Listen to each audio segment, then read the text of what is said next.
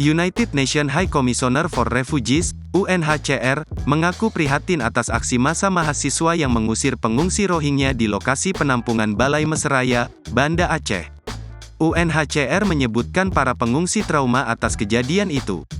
UNHCR, Badan Pengungsi PBB, sangat prihatin melihat serangan massa di lokasi penampungan keluarga pengungsi yang rentan, yang mayoritasnya adalah anak-anak dan perempuan di kota Banda Aceh, Indonesia, kata Senior Communication Assistant UNHCR, Muhammad Yanuar Farhanditia, Kamis, tanggal 28 Desember tahun 2023. UNHCR mengatakan, pada Rabu, tanggal 27 Desember tahun 2023, ratusan pemuda mendatangi basement gedung tempat para pengungsi.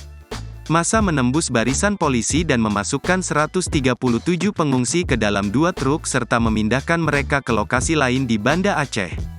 Peristiwa ini membuat para pengungsi tersentak dan trauma, ujarnya.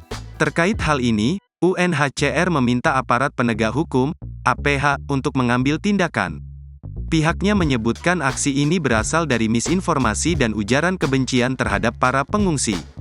UNHCR masih sangat mengkhawatirkan keselamatan para pengungsi dan menyerukan kepada aparat penegak hukum setempat untuk mengambil tindakan darurat guna memberikan perlindungan bagi semua individu dan staf kemanusiaan yang putus asa, tulis UNHCR.